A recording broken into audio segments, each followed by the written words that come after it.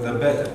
I would like to say, on the contrary, that we must, if we think about Vilnius, we have to start by saying that Vilnius is quite new, fresh city. It was not city until the end of the 13th century, and only with the Danes and most of all with Gediminas it started to become a city. And in this graph and in this map you can see that it was also like a conglomeration, like a group of different settlements that were separated by rivers, by moors, by swamps, by areas that were not suited for habitation. So, and you can here see how it looked like from the viewpoint, from a bird's eye, and when Professor Bublautas showed how big was Civitas Ruthenica in the 16th and 18th century, it was quite small compared to quite small in the times of Gediminas. It occupied approximately this area. Here the central area was where now is the Cathedral Square.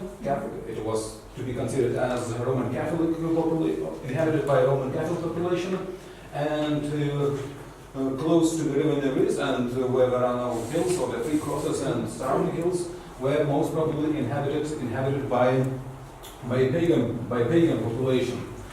One thing that I didn't write in my text is one mystery, because it is not clear where the first Orthodox believers lived. We assume that they lived here. But what is interesting is that the cemetery predates the relics of homes and houses. So the first so to say, traces of Orthodox are in the burial ground, that is along the Bokšto Street, and only later, so to say, there are traces of houses being built over this area. So there is something mysterious about where the first Orthodox believers lived. Maybe here, maybe anywhere. So to say, it's rather difficult to say at the moment. When they started, I must recall in my mind, it's not a secret to say that in the Tsarist historiography and later in the Polish times, it was usual to think that who came first, if Roman Catholics came first to Vilnius, or if Slavic people came first, I would say, then they have a stake and they have some more rights over local population and so on. If Russians came first, Orthodox, so to say, it's a proof that Lithuania was originally an Orthodox land, and the Catholicism represents only a deviation from the natural cause, as it were.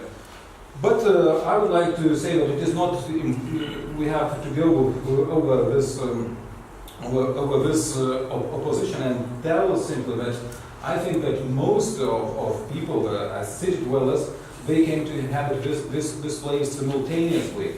And I regard that if from time immemorial some Baltic people lived somewhere, because there was settlement, that it was insignificant, and it was not a town at all. And when the town was established, it was in a conscious attempt to establish a town, to build a powerful castle at the end of the 14th century. This tradition is encapsulated in the legend of the foundation of Vilnius. So I think that even pagans, even Catholics, even Roman Catholics and Orthodox Ruthenians, they came together in much of the same time. When did this happen? I think that at the end of the 13th century, Rytis Jonaitis, who is an archaeologist most interested and most involved in the study of this burial ground, thinks that this might have happened in the time of Traidanis. It is in 1270s, but I think it is perhaps a little bit too early. And I would like to, as a book, as something that can be told or what can be taken for sure is that, so to say, the Orthodox population started to come to this place, to Vilnius, at the end of the 14th century. It is impossible at the moment to say whence they came. Was it from Grodno, from Novgorod, or maybe from Kiev, from the lands that were suffered under the Tatar yoke and depredations and so on. It is difficult. It is difficult to say at the moment. We cannot say. But we can go to think about the first traces of Orthodox presence in present day Vilnius. And for me, it was very interesting to show it. Vilnius was a very smart ruler.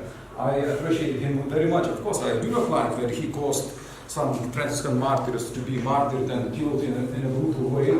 But on the other hand, I appreciate his political acumen very much. And when we know, most of us know about the significance of these letters, or the so-called letters of Gallienus to the Western Christians, and there are clear traces that there are Franciscan influence to be detected in these letters, and so on and so on. And for me, it was very, so to say, difficult to find in these letters. They were written in Latin and so on, and to find something what can be conceived as showing the influence of Orthodoxy. And then I came about this, so to say, quite well-known episode when papal envoys, the envoys of papal legates came in Vilnius in November 13, 2024. They wanted to see what is the situation in Lithuania as regards to the promise of Gallienus to baptize himself and his people. Of course, they started by saying, "Oh, look, we made a peace treaty with the Teutonic Order. Okay, Gallienus says, okay, that's fine." When they started to think, to tell him that, okay, you promised to introduce the Christian faith and to be baptized and to subordinate to the Pope as other Christian rulers do, and Gallienus, look, boy, no, I didn't promise to accept baptism.